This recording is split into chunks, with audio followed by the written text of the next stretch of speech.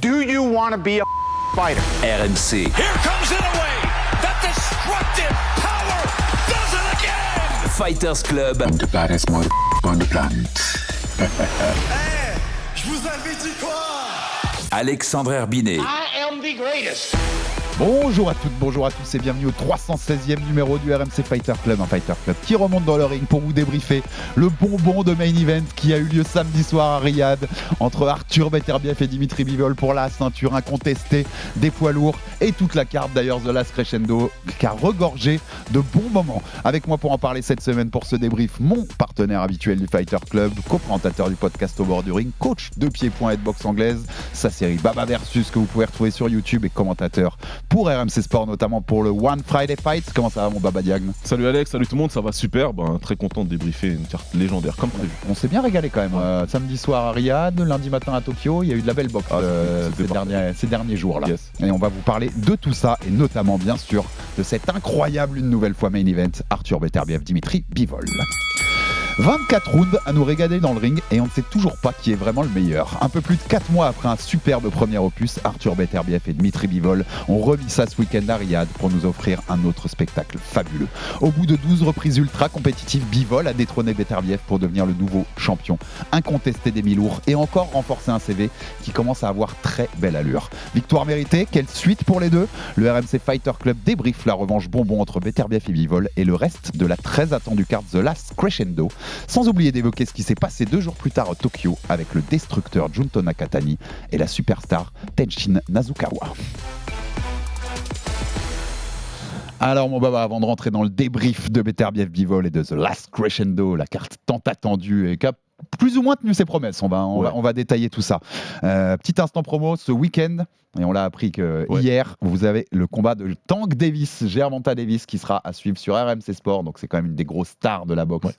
Aujourd'hui, sans doute plus star d'ailleurs que son vrai niveau sportif ou que ses accomplissements dans le ring, mais ce sera pour un autre débat, Baba. Face à Lamont Road Jr., qui est champion WBA également, mais dans la catégorie en dessous, les super plumes. Davis est champion WBA chez les légers. Donc, super rendez-vous pour les amoureux de boxe. Ce sera ce week-end sur RMC Sport. On dira un petit mot à la fin sur ce combat-là et ce qui nous intéresse. Et dans la nuit de samedi à dimanche également, n'oubliez pas le retour. C'est du MMA cette fois. On vous a passé l'interview en audio sur le Fighter Club. Et vous avez l'interview dispo sur YouTube, RMC Sport Combat, de William Gomis, qui fait son 5e combat à l'UFC. Ce sera ce week-end à Las Vegas. Il est à 4-0. William, il peut passer à 5-0 à l'UFC et se rapprocher un peu du top 15. On lui envoie plein de force. Et vous avez donc ces contenus à consommer. Voilà, tous les rendez-vous sont dits. On peut rentrer dans le lourd de cette carte de samedi soir à Riyad, Arabie Saoudite. Donc on va commencer par le main event, Baba, parce que c'est, je le disais dans mon intro, ça fait 24 rounds qui nous régalent, les deux. Tu sais qui est vraiment le meilleur au bout de 24 rounds ? Non, on sait toujours pas. C'est beau quand même. On sait toujours pas. C'est ce qui était prévu de base en fait. Quand on veut le match-up et quand on sait qu'on va l'avoir, le combat. Mais quelque part, tout le monde se dit qu'il faudra une trilogie. Tu vois, tout le monde a parlé tout de suite rapidement de 3 combats et on est dans le scénario parfait pour les fans. On est un partout après 2 combats, on sait toujours pas réellement qui est le meilleur et il faut un 3e combat pour les départager. Tu viens de dire un partout après 2. Je trouve ça même trop cool. Puisque c'est les 2 grands mi-lourds de leur génération et peu importe à la limite qui sera le vainqueur de la trilogie à la fin, les 2 auront été champions incontestés. Exactement. Et les 2 l'un aura battu l'autre, tu vois. Ils auront chacun l'autre nom sur le CV, je trouve ça très cool. C'est le scénario parfait, il fallait qu'ils perdent, c'était écrit qu'ils perdent leur invincibilité tous les 2 et il n'y avait pas eu un meilleur combattant que l'un et l'autre pour leur faire perdre cette invincibilité, tu vois. Donc c'est quelque chose dont ils n'auront jamais à rougir, ni l'un ni l'autre, et ça fait partie de leur histoire, et c'est génial en fait qu'ils soient partout comme ça. Je sais pas s'ils finiront par être potes ces 2 gars-là, mais en tout cas ils sont liés à vie. Enfin dans la mémoire collective de la boxe. Maintenant, ils sont... Ouais, je pense que la boxe, elle a montré à chaque fois que quand il y a eu des trilogies comme ça, je connais pas une trilogie de la boxe qui se termine encore dans l'animosité. Les gars deviennent potes. Là, déjà, à la fin de ce combat-là, on sentait déjà beaucoup de respect. Il y a eu beaucoup de respect qui a été donné en interview, en conférence de presse de part et d'autre. Donc, c'est 2 excellents sportifs qui savent qu'ils vont devoir se remettre dedans pour une 3e fois, parce que je vois pas comment on n'a pas le 3e. Et puis après ça, je pense qu'il y aura une vraie amitié qui va en découler. Alors, rentrons dans le combat. On commence par le scoring ou les ajustements ou ce qu'on a vu de différent ? On peut commencer par le scoring. Si et tu après, veux, on va rentrer dans le scoring, pourquoi pas. Qu'est-ce que tu avais déjà comme score ? Parce que je sais qu'on n'a pas le même. Donc c'est pas si commun que ça, mais on n'avait pas le même en direct. Moi, j'ai un 116-113. Ok. Et comme il y a un 113, ça veut dire que j'ai un round de nul. C'est vrai que t'as un round de nul. Voilà, j'ai un round de nul, mais sinon, Tu sais c'est lequel, tu te souviens? c'est le 3e. C'est le 3, ok, Ouais. c'est sûr, puisque c'est celui qui est le plus proche de 50-50 pour beaucoup de, Voilà, notamment c'est le pour une 3e IA, que je leur j'ai parle. nul, et puis ensuite j'ai 4, 5, 6 qui vont à Beterbiev, à mon sens, et puis derrière j'ai aussi le 11 à Beterbiev. Ok, Voilà. ok. Donc moi j'avais Beterbiev 7-5, donc 115-113. Je lui donne le 3. Ok. Je lui donne aussi le 2, ce que Ouais. peu de gens font. Et en fait, il arrive à 5-1, moi, aussi à la 6e reprise, et je lui donne 10 et 12. Ok. Ce qui me donne 7 rounds pour lui et 5 pour Bivol. Je l'ai revu le combat, je sais pas si tu l'as revu déjà. Je l'ai revu ce matin. En le revoyant, j'ai plus 6-6, Ouais. voire 7-5 Bivol. Ok. On est clairement dans le scénario du premier combat. Ce qui est marrant, C'est ce que t'es en dans train le de dire. premier, j'avais donné Bivol gagnant 7-5, c'est Ouais. Beterbiev qui l'avait remporté. Là, Ouais. je donne Beterbiev, c'est Bivol qui l'a remporté. Et en fait, je pense qu'on se trompe pas, ni Non. toi ni moi. Et Non. que cet aéropage de. Je peux même entendre 8-4 Bivol. Ouais. Il y a 4 ou 5 swing rounds, il y a 4 ou 5 rounds qui peuvent aller Ouais. des deux côtés, vraiment. Dont ce 3 qui est à 50-50, je t'ai dit, l'IA Jabber, c'est Ouais. une des IA qui a scoré ce combat, elle l'a à 50-50 ce round. Ok. Total. C'est-à-dire voilà. que l'IA, Tu vois, l'intelligence c'est- artificielle dit je peux pas juger Elle a ce pas round. réussi. Ouais. J'ai pas réussi à juger ce round. Mm. Donc vraiment, ces rounds peuvent aller dans tous les sens. Et je peux entendre un Bivol 8-4, un Bivol 7-5, je peux entendre nul, je peux entendre Beterbiev 7-5. Voilà, Comme dans le premier. C'est un combat ultra serré, comme le premier était ultra serré. Maintenant, je dirais que sur ce deuxième combat, j'avais une idée plus claire à la fin du combat que la première fois. Il te semble moins serré que le premier. En tout cas, oui. Moi, j'ai eu l'impression, en tout cas en live, quand je l'ai regardé, j'ai eu une impression de plus de facilité à le juger que le premier. Tu vois, j'ai été tout de suite, mon opinion elle a tout de suite été forgée, tu vois. Et au deuxième visionnage, elle n'a pas changé. Alors que la première fois, je sais plus combien de fois je l'ai vu avant l'émission, Alex, je crois 3 ou 4, et à chaque fois je changeais, à chaque fois j'ai. Alors que là, ouais, là j'étais Bivol, je suis toujours sur Bivol, mais toujours la même chose que le premier. Si tu me dis que t'as un match nul, si tu me dis que t'as un 7-5 Beterbiev, je me bats pas avec toi. Je me bats pas avec toi, je te dis ok. Mais en fait, par exemple, le 2 et 3, moi, à la revisionnage, c'est le 2 et 3 où je suis vraiment beaucoup moins sûr pour le coup qu'en live. En live, j'avais cette impression, tu me diras ce que t'en penses, j'avais cette impression sur les premiers rounds d'un Bivol qui tapait beaucoup dans les gants. Ouais, bien sûr. Et beaucoup moins efficace. Et c'est pour ça que je donne à Beterbiev. En tout cas, en live, j'avais pas trop de doutes quand je notais ma feuille. 2-3, je mets Beterbiev. Ouais. J'ai beaucoup plus de doutes en le revoyant. Un peu au calme, tranquille, tu Ouais. vois. Ouais, bah, je pense qu'on a eu la même chose, sauf que moi j'ai eu ce truc-là en live. C'est parce qu'au début, je vois, je me dis, ouais, il est encore en train de taper dans les gants, là, Bivol. Sauf que je constate des choses dont on avait parlé pendant la preview, où cette fois-ci, il est plus assis, il essaye de faire plus mal, les combinaisons sont moins longues. On est sur du 1, 2, 3, et puis ensuite, Mais il va qui tape changer de plus niveau, fort, mais ouais. qui tape. Donc je me dis, en vrai, il y a quelque chose, il y a de l'efficacité. Et si on a récompensé, entre guillemets, dans nos têtes, le fait que Beterbiev fasse mal à Bivol en tapant dans les gants dans le premier combat, puisqu'il lui fait gonfler la main et tout, je me dis, il faut aussi donner plus de crédit à Bivol quand il envoie ces combinaisons-là, et que on peut se dire que là, il est en train d'entamer la résistance de Beterbiev. Mais je pense que tu as raison. C'est que moi, sur la première vision, quand ça commence notamment dans le 2, et en le revoyant hier, je me disais, mais oui, bah en fait, t'es encore dans le 1. Ouais. Puisqu'on l'avait dit, c'était le 13e round, en fait, le Exact. premier round de ce combat-là. Et il y a eu tous ces coups dans les gants. Ouais. Les mains qui Donc je pense que même, tu vois, inconsciemment, peut-être il dit, bon, bah ça recommence. Ouais, c'est ça. Il est en c'est train ça. de lui mettre des coups dans les C'est gants. ça. Et les rounds vont vers Voilà. Beterbiev. Donc tu vois, en fait, le fait d'avoir mal jugé le premier, Ouais. par rapport au juge, elle dit, en fait, ils avaient peut-être raison, c'était peut-être Beterbiev, parce que eh ben, ça m'incite à me Ouais, tromper non, mais aussi c'est dans le 2. normal, C'est normal. C'est bien la sûr. subtilité de ces combats Voilà. qui se jouent à une C'est feuille ça. de papier. C'est ça, donc c'est pour ça que moi je me suis remis la tête dedans en me disant attends, peut-être qu'il est en train de faire plus de dégâts. Et puis tu vois qu'il marque assez vite au visage. Bon après Beterbiev, il a le visage très blanc aussi, hein, c'est facile de rougir et de marquer vite.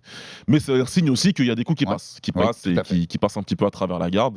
Et je me dis que ok, là Bivol il est en train quand même de faire du bon travail malgré tout. Hein, j'entends largement la victoire de Bivol et je pense que tu as raison que sur la globalité, elle est peut-être plus claire en fait que la victoire de Beterbiev au 1. Ah, parce que là tu me remets le premier, je mais peux pas te dire. un mec qui en live juge, donc comme les 3 juges doivent le faire, me donne Beterbiev, Ouais. c'est pas un scandale. Non.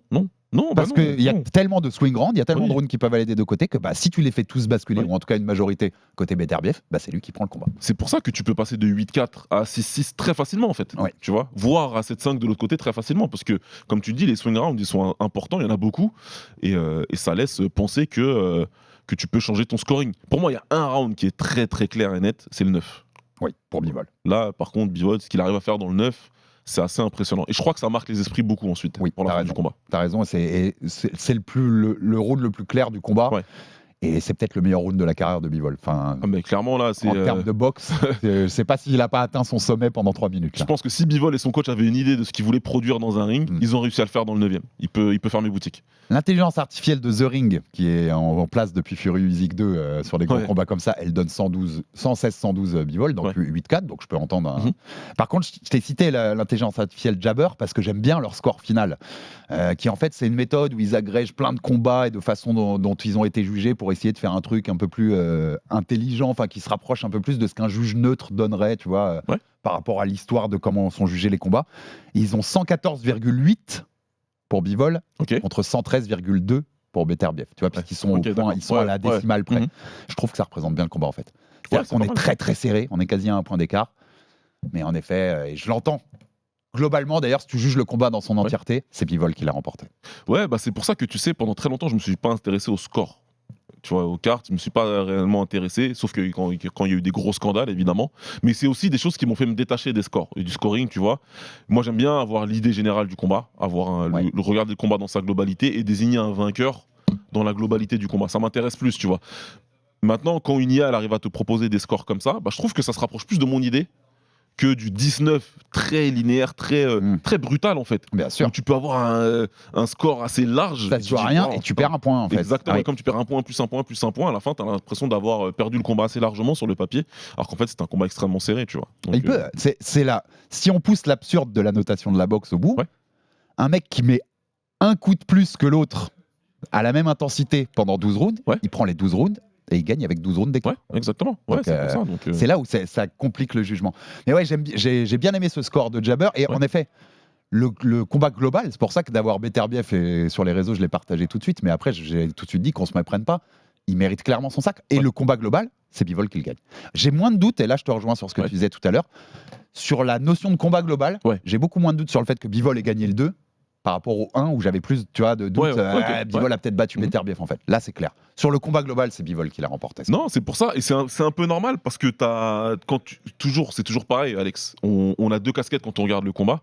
Et c'est pas facile d'en abandonner une pour être l'autre. C'est soit t'es le fan, soit t'es l'analyste. Tu vois, faire les deux en même temps, c'est très compliqué. Et toi, t'es un analyste, ça veut dire que tu vas regarder le combat, tu vas le scorer parce que tu sais ce qui va se passer derrière. Tu connais les ramifications. Donc t'es obligé de le scorer avec une certaine forme de rigueur. Tu vois, et pour coller en plus au standard officiel. Le standard, c'est le 19. C'est le round de 10. Et c'est pour ça que quand tu sors de ça, moi, que tu me dises que ton idée générale, c'est que Bivol, il a gagné le combat, bah là, on peut que se rejoindre là-dessus, tu vois. On peut que se rejoindre là-dessus. Et en revisionnage, c'était assez clair pour moi. Et en effet, le 3, le Jabber qui met 50-50, on l'utilise pas assez des fois. Le 3, au revisionnage, franchement, c'est un 10-10. Ouais, c'est un 10-10. C'est un 10-10. C'est super dur de mettre un vainqueur dans ce round-là. Je l'ai revu ce matin, je dis non, j'arrive toujours pas à dire qu'il a gagné le troisième round. Donc il faut l'utiliser parce que c'est une arme, quand je dis arme entre guillemets, c'est quelque chose qui est disponible. Tu peux scorer un round nul si tu considères que personne n'a fait la différence. Ah bah je m'en plains tellement en MMA et en pied-point que je suis très content quand je peux l'utiliser en anglaise. Donc oui, j'y vais à fond. Bivol est aussi largement en tête sur les stats de CompuBox, mais on a déjà dit ici que moi je suis pas garanti. Enfin, les stats de CompuBox, je mets une grosse nuance. Donc, comme je mets des grosses nuances dans les combats où ça nous arrange de mettre des nuances, je vais pas en mettre quand ça nous arrange pas. C'est toujours un mec devant son écran qui appuie sur des boutons en disant ça c'est un coup significatif, alors que ça se trouve ça a tapé le gant. Enfin, tant que t'es pas dans la peau des deux combattants, tu peux pas savoir vraiment ces coups-là. Donc, c'est pas un point sur lequel je m'attarderai beaucoup. Sur les ajustements. Les différences avec le premier combat, qu'est-ce que tu as noté d'important ? Tu disais moins de combinaisons chez Bivol, enfin moins de combinaisons longues en tout cas, mais plus ancrées au sol pour faire des coups qui font mal. J'ai trouvé un Beterbiev hyper agressif dès le début du combat, ce qu'il n'avait pas été dans le premier combat où il avait mis du temps à faire chauffer la machine. Il y a eu de l'ajustement quand même. D'ailleurs, les ajustements dont on avait un peu parlé dans la preview, Baba. Il y a eu de l'ajustement dans la préparation déjà, où on voit Beterbiev qui démarre pied au plancher. Tout de suite, il y va. Il veut mettre la pression, il veut taper fort plus vite que dans le premier combat. Il veut vraiment rentrer dans la tête de Bivol, tu comprends en fait.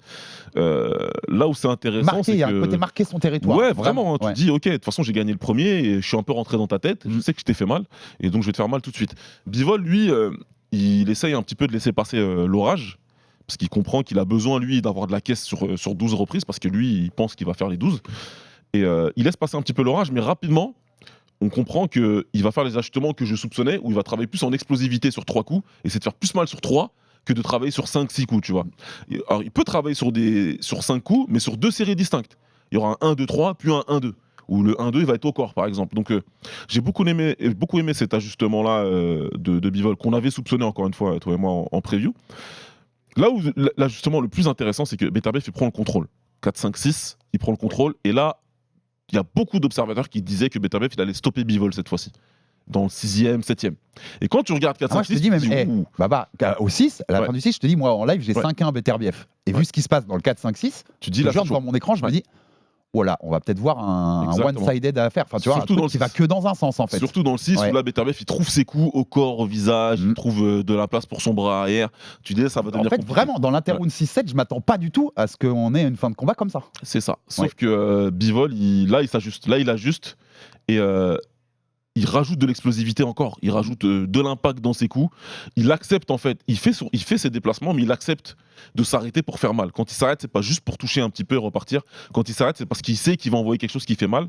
Il s'autorise à prolonger certains échanges après avoir esquivé pour remiser. Il va pas remiser avec un seul coup, il va remiser avec une autre combinaison. Donc on va avoir des combinaisons très rapprochées. Et j'ai beaucoup aimé ce travail. Et ça va, tout ça va ramener jusqu'au round de 9, où vraiment là, on est à l'apogée de ce que Bivol il peut proposer en esquive remise, contre-attaque, déplacement.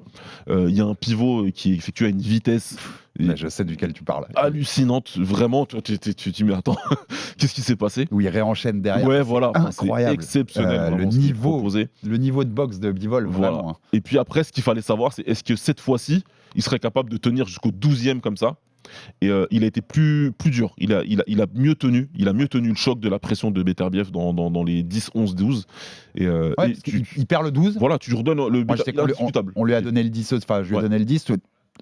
Le 12 est à peu près. Sauf l'IA de The Ring, ils ont donné le 12 à Bivol. C'est pour ça que je crois plus leur IA. Je crois plus leur IA. À partir de là, il faut l'éliminer. Mais oui, il le gagne le round, mais il est pas non plus. Enfin, il met pas mal Bivol, vraiment mal, quoi. Non, Bivol, il a suffisamment proposé pour montrer qu'il était encore dans le combat et qu'il pouvait s'adjuger des rounds. PS, Bivol, 24 rounds avec ce mec-là en face, là, ce destructeur Beterbiev, avec la pression qu'il lui met en début de combat. Mais chapeau, quoi. Enfin, c'est incroyable quand même. Boxer bien comme il le fait. Ouais. Résister à ce que lui propose l'autre en face et pas tomber face à ce mec qui a détruit tout le monde et qu'on a même détruit avant chez les amateurs avant de passer chez les pros. En fait, tu vois, je te jure, j'ai pas de mots, quoi. Enfin, non, vraiment. Bivol, quoi. Il faut lui rendre hommage, il faut lui donner tout son crédit à Bivol d'avoir fait ses 24 rounds et réussir à gagner par moment, en plus, en restant en face, en choisissant de rester en face de Beterbiev. Moi, c'est ce que j'avais vu en preview tactiquement, mais c'est une stratégie qui demande du courage, pour pas dire autre chose. Ah mais c'est ça, parce qu'il y a le voir et il y a le faire. Et lui, il l'a fait, il a choisi de le faire quand même, ouais. et avec succès, donc vraiment, il faut lui donner tout son crédit. Ouais. Et en fait, rien que pour tout ça, je suis très content que les juges n'aient pas vu le même combat que moi en live et qu'ils n'aient pas donné Beterbiev pour qu'il garde ses ceintures. Ouais. Bivol, il méritait d'avoir un des deux. Il méritait d'en avoir un des deux. Il y a eu trop de rivalités comme ça où nous on regrette que dans l'histoire il y a un mec qui n'ait pas eu, tu vois ce que je veux dire, qui n'ait pas eu une victoire dans la rivalité. C'est trop dommage. Et là, je trouve que pour l'histoire et pour leur histoire, c'est très important qu'ils soient un partout. Et c'est pas un partout volé. C'est pas on a voulu pour être sûr d'avoir un troisième. Non, il est parti la chercher, celle-là, Bivol. En revenir sur ma question que je te posais au début. C'est qui le meilleur? C'est dur ce que tu me demandes, Alex. C'est dur. Est-ce que tu as un jugement après ces 24 rounds ou est-ce que tu vas en revoir 12? Est-ce qu'il nous en faut 36? Non, moi, il me faut un troisième combat pour déterminer qui est le meilleur. J'ai une petite idée derrière la tête de qui est le meilleur, mais il m'en faut un troisième pour m'en assurer. Bivol. Le meilleur boxeur global. Le meilleur boxeur, de toute façon, on soupçonnait bien que c'était Bivol. Avec ce qu'il a montré là, on peut penser qu'il peut être le meilleur combattant des deux. Mais il faut qu'on ait un troisième pour s'en assurer. Et Beterbiev, 1, il est loin d'être fini. 2, il a un argument pour avoir gagné celui-ci aussi. Ouais. Et c'est un combattant exceptionnel qui peut carrément éteindre Bivol dans le troisième. Et là, on n'en parle plus, en fait, tu vois. On va tout de suite ouvrir là-dessus. Trilogie. Direct. Obligé. Plus, Beterbiev, tu dis, il est encore largement au niveau. Il a quand même 40 ans. Ouais. Attendons pas 2 ans. Parce que je voyais des mecs... On le fait pas tout de suite, laissons reposer ça. Non, on le fait tout de suite. En fait. Et on vient de le voir d'ailleurs, que le faire 4 mois après le premier, ça n'empêche pas le 2 d'être d'une même qualité. Non, ils ont déjà parlé dans le ring. Turquie parlait déjà de faire sur le prochain gros il le faut en 2025. Hein. La trilogie, c'est 2025 pour moi. Il y a eu pas mal de bons choix qui ont été faits sur cette carte, d'autres mauvais. Mais il y a eu pas mal de bons choix et ça a été le bon choix de le faire aussi rapidement sur une grosse carte comme ça. Même le choix de l'endroit était beaucoup plus judicieux que la première fois, parce que ça ressemblait plus à un vrai gala de boxe. C'est mieux d'avoir un endroit de 6-7 000 personnes qui est rempli avec des gens qui sont vivants, entre guillemets, plutôt que d'avoir une grosse salle avec des gens qui sont pas là pour ça. Donc tout ça donne envie d'un troisième combat assez rapidement. Et par contre, en fait, je pense que si je suis arrivé de saison, mettez-les toujours dans cette petite salle. Ah bah oui, bien sûr. Ils viennent pas. J'espère qu'ils ont compris, là. Vous avez essayé ça, non, les étrangers viennent pas par dizaines de milliers pour voir les combats de boxe. Ça marche pas. Le public local, il n'existe pas. Il n'y a pas de culture de la boxe en Arabie Saoudite. Gardez les 6000. On entendait un peu le public anglais qui était venu. Enfin, tu vois, ça permet au moins d'avoir ce minimum d'ambiance. C'était pas encore la grande éclate des grandes salles, des grandes ambiances américaines ou quoi, ou mexicaines. Au moins, on avait quelque chose, un minimum d'ambiance. d'ambiance. Ça, là, j'avais des amis qui étaient un big up Samir Karim, d'ailleurs, qui étaient là-bas, et qui, voilà, ils ont pu profiter du spectacle dans les vraies conditions d'un gala de boxe, plutôt que d'être dans un stade vide avec des gens qui sont pas intéressés. Bon, parlons des deux sur le contexte global et l'avenir aussi. On l'a dit, l'avenir, on veut une trilogie, il n'y a pas photo. En Bivol, il y avait les deux autres possibilités, c'était de prendre Benavidez, qui est maintenant le challenger numéro 1 derrière les deux autres, ou une revanche contre Canelo. Je préfère largement la trilogie, Baba. Mais bien sûr. J'ai aucun souci. Bien sûr. Et si tu veux faire Benavidez et Canelo plus tard, tu le fais plus tard. Voilà, et puis moi je suis un fan de Benavidez en plus, pour le coup, donc c'est des combats qui m'intéressent, mais je crois que même Benavidez comprend et sait que la seule chose qui est logique, c'est une trilogie. C'est un troisième combat entre les deux, et immédiatement. Ouais, je pense, t'as raison. Si t'es connaisseur de boxe, et intelligent, tu sais que c'est le sens de l'histoire, c'est celui-là. Et Beterbiev, je pense qu'il n'y a rien d'autre à faire en fait. C'est soit tu fais la trilogie, soit tu prends ta retraite. Bah c'est un peu ça, parce que Beterbiev, immédiatement après le combat, il commence à dire je sais pas s'il y a vraiment besoin d'une trilogie, parce que bon, il a une victoire, il a une défaite, mais il comprend c'est un adversaire exceptionnel. Mais tout de suite derrière, il s'est, après avec la tête un peu plus froide, il a dit non, il me faut une trilogie, parce que je pense qu'il a compris que c'est un très bon moyen de terminer sa carrière. Tu termines sur une victoire sur Bivol, après avoir fait une trilogie comme celle-là. Tu as une carrière qui est déjà légendaire de toute façon, mais oui, qui deviendra exceptionnelle. Et on en a plein, des belles dans l'histoire. Mais tu fais la trilogie et il y a le même niveau que dans les deux premiers combats. On commence à rentrer dans les sommets de l'histoire des trilogies dans la boxe. Ah, mais ils seront très hauts. C'est très haut. En termes de qualité pugilistique, là, sur cette trilogie, il n'y a pas beaucoup de combats, il n'y a pas beaucoup de trilogies qui a été mieux que ça. On s'amusera peut-être s'ils la refont, tu vois, à essayer de voir les plus grands, mais on sera tout en haut. Enfin. Si tu me le mets podium des plus grandes trilogies de l'histoire, si ça a la même qualité le troisième. Ah bah bien sûr. D'entrée de jeu, le combat numéro 2, il est mieux que le combat numéro 2 entre Ali et Frazier, par exemple. Oui, complètement. Donc c'est vraiment exceptionnel ce qu'on a comme trilogie. Je parlais de CV pour Bivol dans mon intro, Baba. Ouais. Il a battu Canelo. Alors Canelo qui était monté chez les mi-lourds, mais qui est un ancien champion des mi-lourds. Ouais. Il avait pris une ceinture contre un Kovalev vieillissant, mais quand même, il a été champion dans cette caté. Puis c'est Canelo, avec toute sa carrière, champion incontesté dans la caté d'en dessous. Il vient de battre Beterbiev. Il a Zurdo Ramirez sur son CV Bivol, qui est maintenant dans la caté au-dessus, les lourds légers, et qui est champion unifié à 2 ceintures. Qui pourrait peut-être prendre les 4 ceintures dans cette caté. Je le vois bien les prendre pour le coup. Même si, bon, il y a Opetaya. Donc ça peut être compliqué aussi, mais c'est le haut niveau. Il a été champion du monde aussi dans une caté en dessous, champion du monde dans plusieurs catés. Il est haut ce CV, Baba. Très haut, en fait. Très haut, surtout avec un nombre de combats relativement peu élevé. Ce qu'il a été capable d'accomplir. C'est des CV à la Usyk, Baba. En fait. Ouais, c'est ça. C'est-à-dire pas beaucoup de combats, mais là les noms dessus. En fait, je me faisais la réflexion quand je regardais la présentation des deux combattants, où t'as un combattant, on a que 2 combattants à une vingtaine de combats, tout comme Lomachenko, tout comme Usyk, etc. Et en fait, ces combattants, et en plus surtout des combattants de l'Est, ils ont créé une nouvelle race, entre guillemets, de boxeurs qui arrivent à tout accomplir en très peu de temps. C'est dire le niveau exceptionnel de ces gars-là. Mais donc le CV de Bivol, là, il commence à ressembler à quelque chose il va encore faire des migraines. Pour ceux qui s'évertuent encore à faire des classements des plus grands de ce sport, il y a encore une migraine pour vous. Là. Je te dis, là, dans la génération actuelle, pour moi, il discute avec Usyk sur le meilleur CV en soi. Après, tu peux voir le meilleur. Tu peux en donner d'autres comme le meilleur boxeur, Crawford, Inoue, t'en as d'autres à citer. Le meilleur CV. Le CV, le résumé, Usyk ou lui. C'est très haut. Mais c'est pas quand même. Et Beterbiev, Canelo, Zurdo quand même. Pas mal. Hein. Ouais. Et puis même si tu parles de ces 3 noms-là, tu peux retenir que le nom de Beterbiev. Quand on parle de plus grandes victoires, de combats, des meilleures victoires sur ton CV, il n'y a pas beaucoup de boxeurs qui ont une meilleure victoire que Beterbiev sur leur CV. Il n'y en a pas beaucoup. Ouais, je suis d'accord. Elle est vraiment haute. Et c'est ces victoires-là qui comptent aussi vachement à la fin, quoi. Tu le mets où en pound for pound?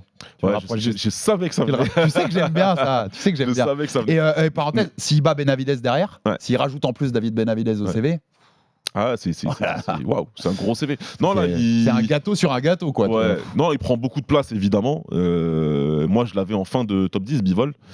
J'ai pas refait l'exercice dans ma tête. Il faudrait que je le refasse bien. Il faudrait que je me pose pour le refaire. Il doit mériter d'intégrer le top 5. Maintenant, il faut que je refasse. Je l'avais 6 derrière Beterbiev. Ouais. Donc forcément, de toute façon, Ouais. la switch. J'ai trop de mal à enlever un des 4 premiers qui moi, C'est dur. c'est de l'amour, quoi. Enfin, Usyk, Crawford, Inoue et bam, tu sais à quel point Ouais, Bam oui, Rodriguez, ouais. c'est compliqué. Donc là, c'est très subjectif. C'est les boxeurs que j'aime. Mais en vrai, tu me le mets top 3, Ouais. j'ai aucun souci. Ouais, Avec ouais, le CV qu'il a, la performance qu'il vient de faire. Ouais, et puis en plus, il combat J'ai régulièrement. aucun souci. Il a recombattu régulièrement. Il a fait 2 combats comme ça en 4 mois. Donc ouais, c'est très, très haut. Ah non, vraiment. On va rentrer dans les autres combats de la carte, on va dire quelques mots, on va mettre au moins une analyse globale là-dessus. Mais déjà, globalement, on l'a annoncé quand même comme une des plus belles cartes de l'histoire. The carte, le grand rendez-vous, tous les combats qui méritaient, et c'était vrai, d'être des main events d'autres soirées un peu moins fournis. Globalement, t'as été satisfait de The Last Crescendo? Moi, C'était à la hauteur des promesses? Moi, je suis satisfait du quasi début à la fin.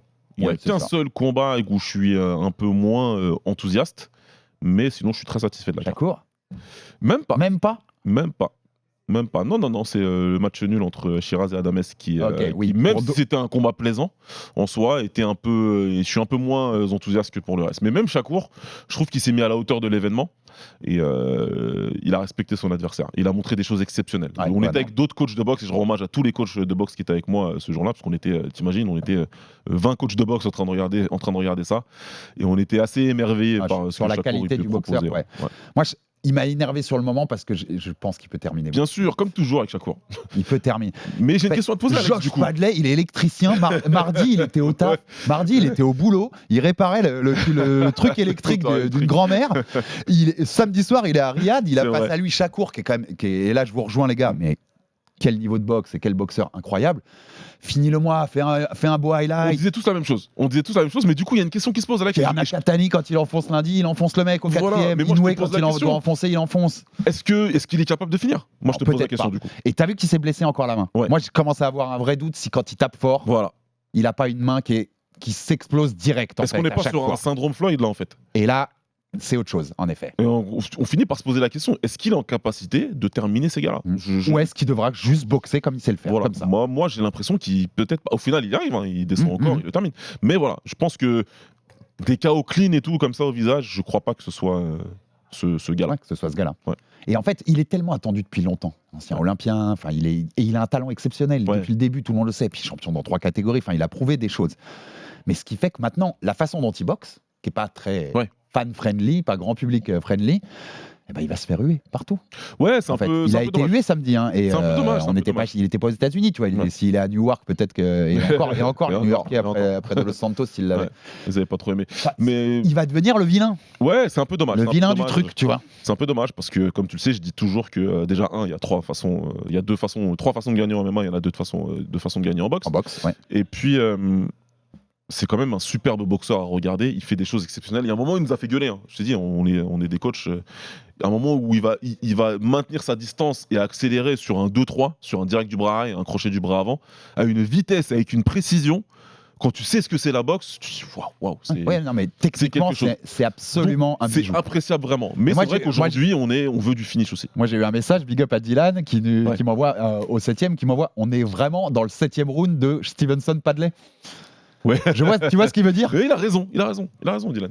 Termine le mois avant quand Il a même. raison de dire ça. Et Fais ta belle boxe, mais montre-moi que t'es un de ces champions pound for pound, tu vois, Ouais. un de ces mecs qui méritent d'être dans le top 10 On se mondial. faisait la même remarque. On était 2-3 à dire mais il faut que tu termines avant. Et puis je vais le citer, hein, mon ami Johan qui disait non mais regardez ce qu'il fait quand même les mecs. Regardez ce qui se produit. Donc t'es partagé Et entre les deux. t'as peut-être T'es raison. partagé entre les deux. Tu dis non mais C'est peut-être juste pas lui. C'est peut-être juste pas sa nature. Il a peut-être même physiquement en fait des problèmes dès qu'il veut Ouais. taper fort. Ouais. Et bah si c'est ça, il faudra qu'on s'habitue à se dire que ce mec-là, on va voir de l'excellence, de la boxe côté excellence, C'est mais ça. sans spectacle, sans le petit éclat en plus.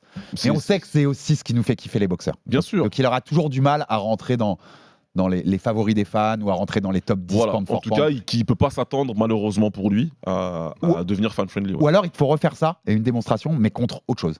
Ouais. Pour faire ce qu'il fait là, mais contre Tank, Ah bah oui. contre Lomachenko. Ah bah oui. Tu vois, il faut refaire des trucs comme ça. Et en fait, si tu veux, c'est peut-être là où c'est un peu dur Parce pour que lui, là, ça change la donne. parce que sur ces noms-là, on s'attendra à ça. On s'attendra à ce qu'il les termine pas, mais qu'il les domine, tu vois. Donc c'est peut-être en ce sens-là aussi que c'est dur pour lui. Parce qu'en face, l'Anglais, il était vaillant, même s'il était prévenu qu'une semaine avant. Il était vaillant, il a jamais arrêté d'essayer, ce combattant. Donc ça a été quand même relativement intéressant. Bon, ça nous a permis de déjà débriefer un peu Shakur, donc on pourra zapper celui-là. On restait sur la carte globale. Je trouve qu'elle a plutôt tenu ses promesses. Il y a des combats un peu moins. Et le Adames Shiraz, on va en reparler, mais il y a eu des problèmes, et pas qu'un d'ailleurs, dans ce combat-là.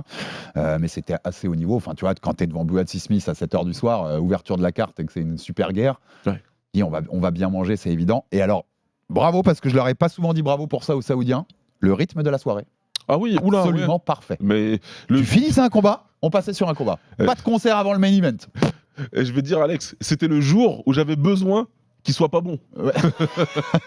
Tu vois, t'aurais envie qu'ils mettent j'étais pas chez moi et je voulais rentrer chez moi pour le Common et le Main et j'étais persuadé que j'aurais bien mes 40 minutes pour pouvoir rentrer. Bah pas du tout en fait, non. Pas du tout. J'ai failli rater le début de Bivol Beterbiev d'ailleurs. Ok, non mais parce que j'étais presque étonné et je me suis. Et en fait, quand tu vois tout le déroulé du début de soirée, je me dis. Bon, ok, ils nous gardent le petit truc pour la fin. Ils vont nous mettre 2 heures de concert avant le main event. Ils vont nous tuer. Rien du tout. Rien du tout. Il n'y avait même pas assez de distance pour l'entrée des boxeurs pour qu'elle soit longue. C'était pas assez long la scène, tu vois. Donc, dans cette petite salle-là. Même comme ça, tu te dis, dis donc. Enfin, donc, bref, continuez. Je sais ils avaient quasi 1 heure de retard en fait au lancement du premier combat. Donc, peut-être qu'il y a eu aussi une volonté de rattraper le running order de départ. Mais continuez sur ce rythme-là, Riyad Season. J'ai aucun problème avec cette pace. Elle va bien. On redéfoule la carte. On a déjà fait Stevenson, Padley, donc on n'en parlera pas. Bacolé, qui était venu remplacer. Si vous aviez écouté notre preview, ce Dubois Parker, tout ce qu'on avait dit dessus, ça a éclaté en l'air puisque Dubois a été forfait. Martin Bacolé l'a remplacé à la dernière minute. Il n'était pas prêt. Non. Beaucoup plus gros qu'il ne l'est d'habitude quand il va combattre. Il avait un combat Tronkta Jagba qui était prévu en mai, mais donc il n'était pas encore dans le cœur de son camp. Combat qui est d'ailleurs maintenu, qui fera au mois de mai. J'ai vu beaucoup de critiques au passé. Je sais que tu en as entendu aussi. Ouais. Je trouve que c'est un peu dur. Il a eu 100 fois raison. C'est un boxeur qui a galéré, Bacolé, pendant très longtemps. Il parlait il n'y a pas longtemps qu'il n'était pas aidé par le gouvernement congolais, qu'il galérait pour ses prépas. J'ose même pas imaginer la hauteur du chèque qui a tourné. Il y a eu le chiffre de 5 millions qui a tourné. Il y a aussi eu un chiffre de 600 000 qui a tourné. Ceux qui croient à ça, on a des choses à vous vendre. Parce que, non, mais franchement, c'est plus que ça en Arabie Saoudite pour faire venir à 2 jours pour le co-main event. Il a eu raison. C'est les prize fighters. Quand on t'offre une possibilité comme ça, tu sais jamais, c'est les poids lourds. Pouvez se dire, si je l'attrape bien au menton dans les premiers rounds et que je le touche, je peux peut-être le descendre. 100 fois raison de le faire. Mais il faut comprendre que Martin Bacolé fait sa carrière au UK, qui est le royaume des poids lourds depuis 10 ans. Ok. Il n'y a aucun des poids lourds, que ce soit établi ou qui monte, qui a souhaité l'affronter. Il est au UK, le mec, il est là-bas. Les mecs n'ont pas voulu l'affronter. Ils veulent pas. C'est clair et net. Je te dis pas qu'ils ont peur, je te dis simplement que pour leur carrière, ils voulaient pas que leur carrière passe par un Martin Bacolé. Et je le redis, parce qu'on va commencer dans les commentaires, crédit à Tony Yoka. Oui, il l'a pris. Oui, il l'a ramené, voilà, tu vois. Parce que derrière, vu comment ça s'est passé, c'est plutôt pas mal. Donc, le gars, il a un combat qui est prévu en mai contre Ajagba. Il reçoit le coup de fil, lui, il est au Congo d'ailleurs. Martin, quand il reçoit le coup de fil, il est au Congo. Il est même pas au UK, il est au Congo et on lui dit que... Il est sur un chantier. Voilà, il est sur un chantier, il est en train de s'occuper de ses affaires, de ses business. On lui dit qu'il y a un combat avec une somme énorme à la clé. Et même si c'est chiant, parce que c'est que 2 jours, c'est l'opportunité d'une vie, c'est celle qu'il attend, lui. Personne ne dit que les mecs voudront l'affronter encore après. C'est pas parce qu'il s'est passé ce qui s'est passé que les mecs voudront l'affronter encore après parce qu'ils connaissent le personnage. Il y en a beaucoup d'entre eux qui l'ont combattu en sparring. Il y en a beaucoup d'entre eux qui le connaissent. Ils ont galéré, Donc, quand tu es dans les chaussures, dans les chaussettes de Bacolé, à quel moment tu vas pouvoir... Tu sais, il sait qu'il n'est pas prêt, évidemment qu'il n'est pas prêt, qu'il n'a pas de camp. Il n'est pas fou. C'est une opportunité que tu peux malheureusement pas laisser passer. Regardez son sourire quand il arrive en jean à l'aéroport. Bien sûr. Le mec vit sa meilleure vie, peu importe. Et ça ne gâche pas sa carrière. Eh bah oui, tu as perdu contre Parker en short notice. Parker qui a des meilleurs poids lourds du monde. Eh bah, tu vas reprendre des combats et si tu mets KO à Jagba, tu remontes, tu continueras à reprogresser, tu peux avoir tes chances. Moi, j'ai du mal, arrive, les gars, dans la boxe. Franchement, j'ai du mal avec ce qu'on dise que c'était une erreur monumentale et que du coup, il a tué sa carrière et que maintenant, il aura une réputation. Mais le mec qui l'a mis KO, c'est Parker. Parker, il y a 2 ans, il était fini. Le mec que Parker devait affronter, c'était Dubois. Dubois, il y a 2 ans, il était fini. Exactement. Les 2 du co-main étaient finis il y a 2 ans. Tyson Fury, à un moment dans sa carrière, on nous a dit qu'il était fini. Je peux continuer comme ça pendant 1 heure. Non, il faut faire doucement. Je suis désolé, ouais, mais je il suis faut faire d'accord. doucement avec ces histoires de. C'est terminé. Il y a une opportunité à saisir. Il a saisi. Est-ce qu'il était prêt? Non. Je vais même pas passer sur le fait que il est pas pro, il aurait dû s'entraîner, etc. Il avait un combat prévu dans 3 mois. Et encore une fois, la carrière d'un boxeur, c'est court. La carrière d'un boxeur comme Bacolé, qui n'arrivait pas à avoir de combat significatif, elle est encore plus compliquée, parce qu'effectivement, ça passe sur des opportunités. Lui, il avait un combat prévu qui était en mai. L'opportunité, elle arrive à 2 jours. Je pense que l'immense majorité des boxeurs présentés devant une opportunité pareille la saisissent. Ouais. En plus son combat du mois de mai, il est toujours en place. Ouais. Voilà, donc moi, je pense qu'il faut quand même un petit peu tirer sur le frein à main. Et puis, tu connais mieux ça que ça, toi qui es un homme des salles, mais faut arrêter à Smith avec que tous les boxeurs pros sont des acharnés Des du moines. travail et des moines qui font que ça. Pour un Inoue qui est un psychopathe qui est tous les jours dans sa salle à Yokohama parce qu'il fait pas grand chose d'autre de sa vie, on Ouais. va être clair pour bien connaître moi Naoya. Il y en a plein d'autres, c'est pas le cas. Hein. Bah non. Donc non. faut arrêter de croire qu'ils sont tous 8 Voilà. heures par jour à la salle, 6 jours sur 7 quoi. Voilà, c'est juste ça. Moi, je trouve que c'est un peu dur les commentaires, y compris de Frank Warren, qui a été, je trouve, irrespectueux d'ailleurs, Ouais, total. en disant ça, parce que bon. Bref, je trouve ça assez respectueux de parler comme ça. Derrière, en conséquence, ouais, parce que la victoire de Parker, elle est elle n'apporte rien finalement parce qu'il y a ces circonstances là aussi. Donc on le rappellera. On veut encore un Dubois Parker. Faut le refaire vite. Ouais, je pense que pour le coup, je crois pas qu'ils vont le revisiter ce combat-là. Je crois qu'on va avoir un Usyk Dubois. Directement. Donc, Tout simplement. Donc Parker se fait un peu avoir quand même. Non Ouais. Et j'espère pour lui qu'il aura un gros combat derrière, mais le dindon de la farce, c'est lui dans l'histoire. Tu crois? Ouais. Moi, je te propose autre chose. Dis-moi. Je vais proposer sur les réseaux, il y en a qui n'ont pas aimé. Ah. Usyk Kabayel. Ouais. Et Dubois Parker. Pourquoi les gens ont aimé? Et les vainqueurs se rencontrent.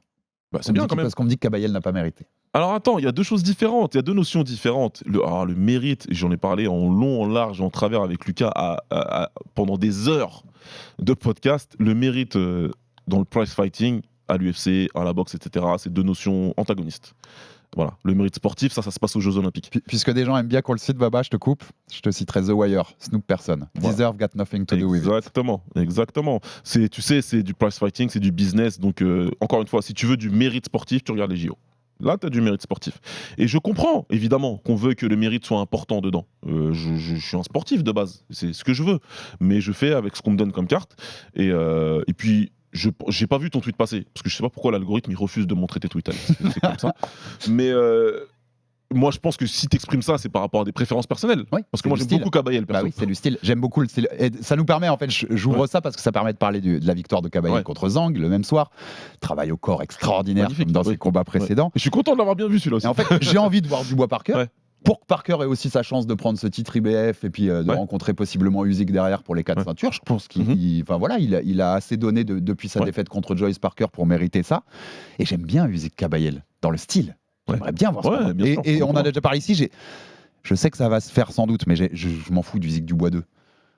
Dubois est pas le même, il a un peu plus de confiance, mais il y a aucune, à part le moment polémique, il est dominé pendant les 9 rounds Dubois. Largement. Usyk est le meilleur boxeur des deux de très loin. Usyk Kabayel, c'est fun avec le style de Kabayel, non? Mais moi, tu parles. J'aime bien les 2 styles. Évidemment, je suis très content de voir ce combat. Moi, c'est un combat qui me plairait beaucoup. Maintenant, c'est celui qui te dit qu'il faut absolument avoir le Dubois à Parker, mais il a raison. Il a raison, parce que oui, effectivement, Parker s'est mis dans cette position-là. Mais moi, j'ai peur qu'il devienne le dindon de la farce dans cette histoire. C'est possible. Tout simplement. Le style de Kabayel, ce qu'il montre, il mérite quelque chose de gros maintenant. Parker avec la série de victoires, des WSBC maintenant. Il a récupéré une ceinture intérimaire. Maintenant, Parker avec la série de victoires qu'il a mis en place, il mérite quelque chose de grand. Mais t'as vu, avec ce que je viens de te dire, t'as 2 mecs qui méritent. On fait comment? Oui, je sais. Donc il y en a un qui doit être le dindon de la farce. Tu vois, donc il y en a un qui méritait et qui aura pas finalement. Et moi, je comprends aussi l'esprit de Kabayel qui a longtemps été. Personne lui donnait l'heure. Usyk, il a dit qu'il ferait 2 combats avant la fin de sa carrière. Il a même teasé un possible Pereira pour le 2e. Je suis pas sûr qu'il ait à attendre très longtemps pour que son intérim devienne la vraie ceinture de champion du monde. En fait. Ouais, c'est pour ça. Parce qu'Usyk prend sa retraite, il rend les ceintures vacantes. Et c'est la logique de la WSC. Quand tu as un intérimaire, il va passer champion. C'est arrivé à Devin Haney, à d'autres. Donc tu vois, il est peut-être dans une position aussi où il peut se dire on m'a pas donné l'heure pendant longtemps, j'attends un peu. je vais avoir la vraie ceinture et derrière, c'est eux qui vont venir me chercher. Ouais, c'est ça. C'est un peu l'histoire de tu vas m'expliquer ce que tu voudrais et moi je vais t'expliquer calmement pourquoi ça peut pas arriver. Et ça frustre tout le monde, mais c'est exactement ça. Là, moi, comment j'ai vu le week-end se passer, quand j'ai compris qu'ils allaient appeler Bacolé, je me suis dit, ok, là Dubois il va être frais. Est-ce qu'ils vont revisiter le combat contre Parker alors que Usyk il est là, qui veut combattre? Tu sens qu'il a envie de combattre. Et c'est lui et Turquie qui collent des shots. C'est eux qui disent ce qui va se passer. Et je pense qu'il veut combattre assez vite, Usyk. Voilà, parce qu'il est déjà quand même assez âgé. Enfin, on se comprend hein, pour la boxe. Et je pense qu'il veut, tu vois, il n'a pas 2 ans à attendre là. Il faut qu'il combatte en 2025 assez vite, Usyk. Et dès que le combat entre Dubois et entre Parker et Bacolé s'est terminé, immédiatement, Usyk il a dit je veux Dubois.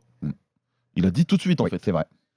Et je pense que Usyk il s'est mis dans une position où il choisit et il obtient le combat qu'il veut. C'est pour ça que je te dis que je pense que moi c'est comme ça que ça va se passer, qu'ils vont nous pondre ça et que derrière Parker entre guillemets il va être le dindon de la farce, c'est-à-dire que c'est pas lui qui aura le gros combat, c'est pas lui qui aura Usyk, c'est pas lui qui aura Dubois alors qu'il méritait de combattre Dubois. Ou alors c'est pas délire, on unifie les ceintures intérimaires. On fait Kabayel le Parker. Mais moi, c'est ce que je vois arriver en fait. Ouais. Les 2 combats de Riyadh Season. Je vois pas comment tu le fais pas le combat en fait. Final, vu comme. Est-ce qu'on pourrait avoir un champion incontesté des ceintures intérimaires un jour? Un mec qui a les 4 ceintures intérimaires. C'est vu comment c'est en train de partir en cacahuète. Moi, je serais même pas surpris. Non, et encore une fois, je vois les choses arriver comme ça. En vrai, t'as raison. S'il y a Usyk Dubois, Kabayel Parker, ça fait. Les deux sont là. Les 2 sont là, seront prêts à combattre. Bacolé il est déjà booké avec Ajakba au mois de mai. Donc. Moi, je vois Parker, tu lui donnes l'idée de se dire tu peux prendre la ceinture intérimaire WBC aussi. Donc, si Usyk part sans que tu puisses l'affronter, peut-être que tu récupéreras le vrai. Il y a des choses à lui vendre pour faire Kabayel aussi. C'est pour ça, c'est encore une fois, et je veux bien que tout le monde comprenne. Je suis pas en train de. Parker doit combattre pour un titre normalement. Il doit combattre pour un titre. Mais moi, l'image, comment je la vois là, je me dis qu'il va se faire avoir. C'est pas quelque chose qui me plaît, mais. C'est comme ça que je vois les choses arriver. On verra dans les semaines à venir ce qui va se passer chez ces poids lourds. Juste un mot sur Kabayel, sur sa performance en soi. On n'est pas loin de le travail au corps, il est quand même, pour un poids lourd. Magnifique. Magnifique, c'est un super combattant. C'est ce que je soupçonnais, c'est ce que j'avais dit en preview. Je pensais qu'il fallait qu'il laisse passer l'orage, qu'il sente la puissance de Zhang, et puis derrière, qu'il tout de suite, il le ralentisse. Et ce que j'aime bien avec Kabayel, c'est que c'est un exécutant. Ah ouais. Tu vois, il perd pas son temps, lui. Si le game plan, c'est ça, il y va tout de suite. Tu vois, il n'y a pas de je vais masquer un peu. Non, moi, je veux travailler au corps, je veux me rapprocher. Dès le début. Je veux te faire mal. J'y vais. Et je vais te faire mal. Et le finish, il est exceptionnel. Moi, je kiffe le combat au corps. Par contre, évitez-moi, s'il vous plaît, ce que j'ai vu passer, mais la culture de l'instant, de tout de suite. C'est le plus grand frappeur au corps de l'histoire des lourds. Les gars, allez voir Fravier, allez voir d'autres. Même musique déjà aujourd'hui, tu vois. Le travail au corps d'Usyk, il est aussi fabuleux. C'est un très très bon travailleur au corps et un très bon boxeur, Kabayel. Mais culture de l'instant, calmos. Ouais, c'est clair. En tout cas, moi je suis fan. J'étais déjà fan avant et moi je suis big fan de Kabayel, vraiment. Vraiment, et on l'avait dit dans le preview, c'est le mec qui a le plus profité de l'effet Riyadh Season de très très loin. Lui, l'arrivée des Saoudiens, il est comme ça dans sa chaise. Les 3 derniers combats dont on n'a pas encore parlé, Buatsi Smith, c'était l'ouverture, c'était une guerre géniale entre les 2 Britanniques. Magnifique. Et je dois dire, puisque tu te souviens de ce que j'ai dit dans la preview, je dis pardon à Callum Smith. Je dis pardon 2 fois, moi. Que j'ai trop enterré, que j'ai trop vu comme. Tu m'as prouvé une nouvelle fois que. Jamais je pensais qu'il avait cette performance-là. T'es pas fini loin de là et t'as fait une super performance. Et vice versa. Je pensais jamais que Callum Smith avait cette performance dans les gants. Et Buatsi, pour le coup, finalement, son plafond, il est plus près que je pensais. Oui, exactement. Il a touché sa limite. On en avait parlé pour le coup aussi dans la preview. S'il voulait Buatsi devenir ce qu'il voulait être. C'était une étape à passer, tu l'as pas passé. T'as montré aussi un plafond. Mais si vous l'avez pas vu, allez regarder ça pendant 12 secondes dans cette plate. Maintenant, en toute franchise, Callum Smith, ce qu'il en fait de cette victoire, voilà. Non, que ce soit Benavidez, que ce soit Bivol, que ce soit Beterbiev, pour moi, il voit pas les derniers rangs. Et on l'a vu, à chaque fois qu'il a affronté l'élite, c'était beaucoup plus compliqué. La façon dont ça s'organise avec sans doute la trilogie, Benavidez qui attend derrière, en plus tu mettrais très longtemps en fait à avoir ta chance, alors qu'il a déjà évoqué plusieurs fois la retraite. En effet, Buatsi aurait fait beaucoup plus de cette victoire que Callum Smith en aurait fait. Si j'étais le coin de Callum Smith, perso, c'est une très belle façon de dire au revoir à la boxe. Ouais, ce qui s'est passé. Et par contre, ça monte plus sur les limites de Buatsi que sur ce que peut faire Callum Smith derrière. Cette victoire-là, clairement. Mais allez-y, régalez-vous parce que. Après, la fin, ils sont crevés. Il y a des moments des rounds aussi où ça s'échange plus que des petits coups. Il n'y a pas une intensité. C'est pas un 12 rounds de fou des Superfly, quoi. Non, mais c'est pas cool. Chocolatito Estrada. Voilà, c'est ça. Mais c'était cool. C'était un combat cool. Voilà, c'est un très très beau combat, mais c'est level dans ces trucs-là. Je vais finir par Shiraz Adames parce que Oui, c'est oui, la oui. fin pour qu'on s'enflamme un peu. Ortiz Madrimov, qu'on attendait beaucoup, moi je l'attendais beaucoup. J'ai été un peu surpris parce qu'en fait, mais c'est aussi Robert Garcia, le très bon coach de BAM et de Vergil Ortiz, qui a très bien préparé son plan, qui s'est pas enflammé dans le début de combat, qui a laissé Madrimov faire du Madrimov. Et tu vois, de ralentir un peu son rythme, son mouvement en disant je vais pas te rentrer dedans comme tu l'attends autant que ça. Par contre, de seconde moitié de combat, on accélère beaucoup plus.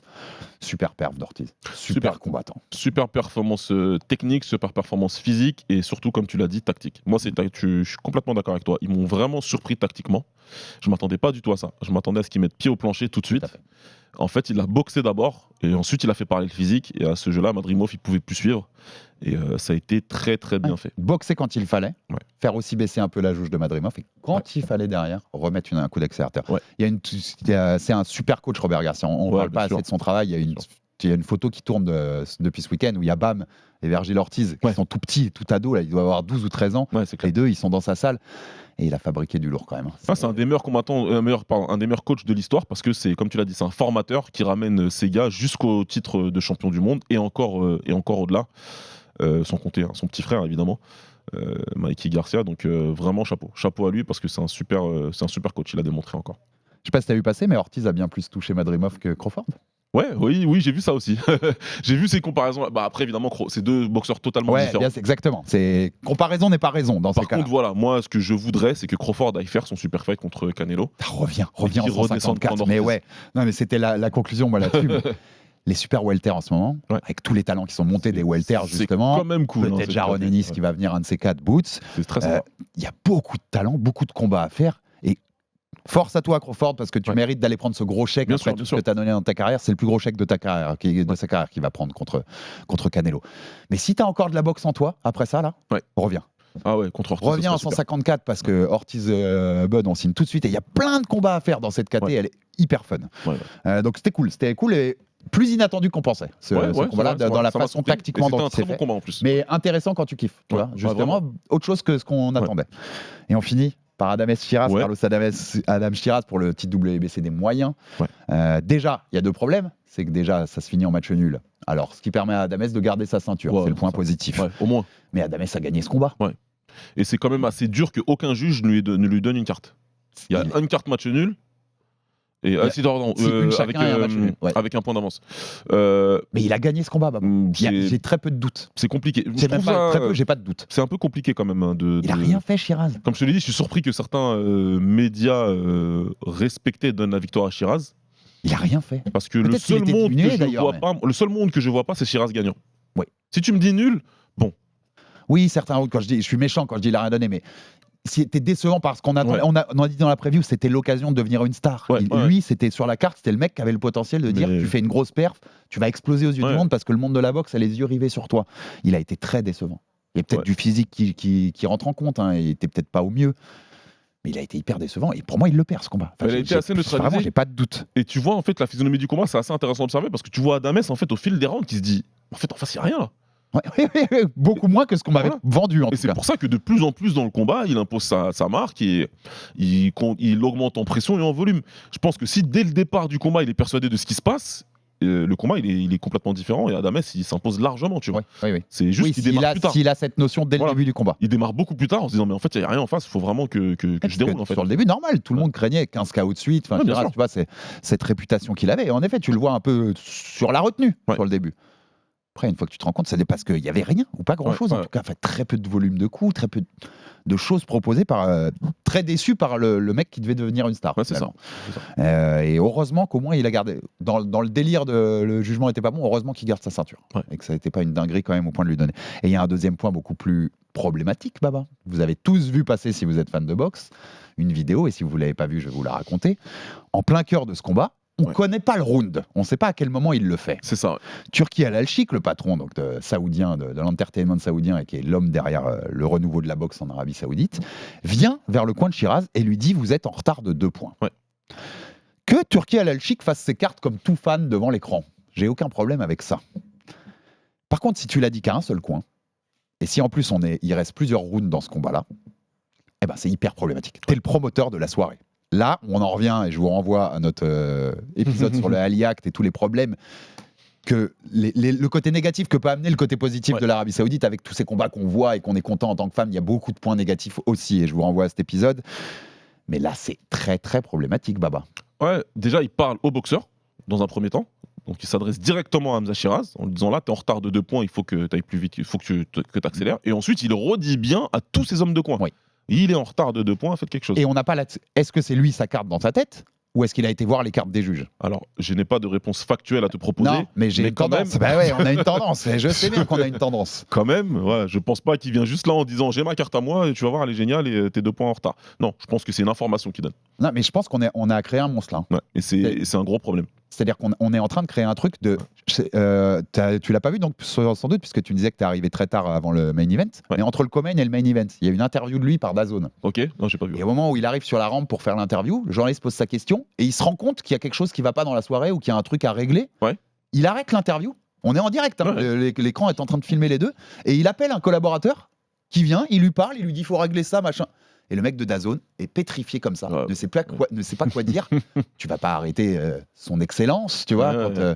C'est lui qui vous paye même. Enfin, ils ont investi dans DAZN et tout. Bien sûr. Et en fait, il ose rien lui dire. Et il est là à attendre que l'autre finisse. T'es en direct à la télé, l'autre il est en train de régler peut-être un problème sur l'écran ou de salle, où il manque 3 sièges dans le carré VIP, je sais pas. Mais on est en train de créer un monstre. On l'a dit dans l'épisode l'autre fois, il a racheté la boxe.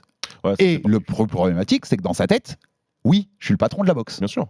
Bah, ça se voit encore une fois, il a créé ce truc-là et on est en train de le débriefer. Donc, toujours pareil, toujours le même propos. En tant que fan, génial, super heureux d'avoir vécu cette soirée-là. Mais il y a un arrière-goût de bizarre. Et en plus, une fois que la vidéo sort, où il donne cet avantage, où il essaie en tout cas de donner un avantage compétitif à Shiraz, là, ça va pas du tout. Ça va pas du tout. Et heureusement, vraiment, heureusement qu'Adames repart avec sa ceinture. Vraiment. Totalement. Bon, on a fini ce gros débrief de la carte The Last Crescendo. Un petit mot sur la carte au Japon qu'on avait lundi depuis Tokyo. On rappelle Junto Nakatani qui a gardé sa ceinture WBC avec un KO sur David Cuellar. Chez les Bantams, c'était une soirée spéciale poids coq. Tenshin, la superstar qui vient du pied-point du kick, qui connaît bien Baba, qui a battu Jason Molaney, l'ancien champion du monde. C'était son gros test pour voir s'il était prêt pour une chance mondiale. Il est prêt et on a fait monter Yoshiki Takei, son rival du pied-point, dans le ring. Donc on espère qu'il y aura ça, même s'ils nous ont fait peur en disant qu'il faudrait que les deux aient des ceintures. Enfin, c'est ce que Takei a dit. Baba, qu'est-ce qu'on retient? Nakatani, il est intouchable chez les bantams. Les autres champions sont les Japonais. Il y a Tsutsumi qui a gardé sa ceinture WBA contre Daigo Iga. Super combat avec magnifique. Un round 9 complètement débile. Et débile dans le bon sens du terme, qui est déjà un des candidats au round de l'année. Je vous invite à le revoir. Magnifique. Avec John Novi, on était debout sur les sièges dans la cabine, tu connais. Il est intouchable, Nakatani, chez les bantams. Ouais, il est intouchable, il rend les choses faciles. Voilà, tout simplement. C'est des combattants, en fin de compte, c'est des combattants de valeur en face de lui.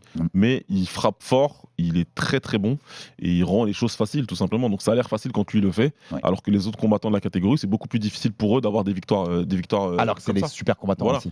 Donc dans cette catégorie, pour moi, il n'y a personne qui le met en danger. Personne. Il y aura une unification avec Nishida, normalement, Ryosuke, qui est le champion IBF. Il est monté aussi sur le ring lundi. Ça sent gros comme une maison. Ça va être très facile de faire ce combat au Japon avec les promoteurs.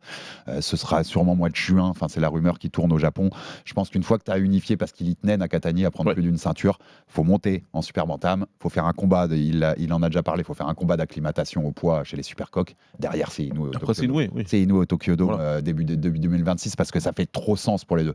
Ou alors, si tu veux rester plus longtemps, vous allez me chercher Bam chez les super bouches. Vous me le montez en coq pour qu'il affronte Nakatani. Mais dans cet entre-deux, où il est que face à des Japonais et il est un niveau au-dessus des autres, je trouve, ça va vite être pas gâché, mais on va vite avoir envie d'autre chose pour Nakatani. Ouais, c'est clair. Mais en même temps, il prend les gars qui sont là dans sa catégorie. Tout à fait. Et il les détruit, donc c'est bien qu'il ait plein de niveaux au-dessus. C'est pas juste que l'opposition est lui faible. se met au-dessus, mais voilà, il prend les mecs de sa catégorie. C'est clair qu'un combat contre les autres champions, contre les autres grosses têtes de la KT, enfin les autres nouvelles stars de la KT, pardon, que sont Tenshin et Takei, c'est qu'il faut que ni l'un ni l'autre ne s'approche de Nakatani. Non. Vraiment, faut pas. ça se passerait très mal pour eux. Et voilà, donc on sait tous que ça va être probablement début 2026, voire même pourquoi pas le 31 décembre 2025 pour faire un énorme show. Il y avait cette idée d'aller, parce que pour l'instant l'idée c'est Picasso, pour Inoue c'est Picasso au printemps à Vegas, peut-être Cinco de Mayo, puis septembre ça devait être Arabie Saoudite, mais c'est changé le plan. En fait ça va être le Japon, ce sera le Japon d'abord en septembre. Akmadaliev, et puis derrière ça devait être Nick Ball monter chez les plumes pour aller prendre une 5e catégorie en Arabie Saoudite. Mais si à la place de ça, on peut faire Nakatani le 31 décembre, c'est ça. cette célèbre date japonaise pour les combats, et puis ensuite faire Nick Ball au printemps 2026, on n'est pas contre. C'est presque logique en fait. Ce serait logique. Plutôt que de remonter Ce pour serait plus redescendre, logique. tu vois. Encore une fois, c'est bien, on a des beaux combats, mais Mais il faut la faire logique- attention à ce que Riyad Season ne se mette pas en travers d'un énorme choc japonais. Ouais, tu vois, que tout le parce monde que attend. Nick Ball, c'est ça, hein, c'est Ouais. Riyad Season qui est derrière, c'est Ouais, les c'est promoteurs britanniques qui veulent placer leur Nick Ball face à Inoue. C'est pour ça. En C'est pour Arabie ça Saoudite, que- c'est rien, il y a un énorme choc à faire là. Ouais. Le petit mot sur Tenshin quand même, il a une question rapide pour toi, mais Ouais. il a prouvé qu'il était au niveau pour mériter un championnat de Lyon. On n'est pas, comme tu l'as dit, s'il affronte un Ouais, Nakatani aujourd'hui, c'est Voilà, chaud. c'est ça. Mais pour Takei, qui est monté dans le ring avec lui, et est-ce qu'il ne faut pas le faire tout de suite? Parce qu'à la pesée, j'ai quand même eu l'impression que Tenshin, il va pas Oui. faire longtemps la Oui, c'est limite ça. des bantables. C'est ça. Le La truc, c'est limite qu'il des va pas coques, ça va être rester- compliqué. il va pas C'est rester 53-5, il combattait Ouais. à 60 en kick, tu me l'as Il est rappelé. monté jusqu'à 60 en Ouais. kick. Après 57, c'était vraiment la caté où c'était installé en kick. Ok, donc 53-5, Donc, il le fera pas 53, longtemps en boxe c'est anglaise. très hein. difficile pour lui, ça va pas pouvoir le faire très longtemps. Donc il faut le faire tout de suite. Voilà. Tenshin Il est au Takei, on le veut niveau, maintenant. oui, il est évidemment au niveau d'un championnat du monde contre Takei. Ils se connaissent tous les deux très bien. Et la vérité, c'est que la plupart des observateurs qui suivent leur carrière en kick depuis longtemps, on pense que Tenshin est meilleur que Takei, que ce soit en kick ou en anglaise. Maintenant, je vais te dire un truc, c'est que je crois contre un autre vrai champion établi de la KT, ça peut être beaucoup plus compliqué, Oui, ça passerait voire même peut-être pas au-dessus, encore. ce sera plus compliqué. Il a encore du En fait, travail c'est à le faire. champion parfait, Ouais. peut-être Takei, qui a aussi un C'est peu pour ça.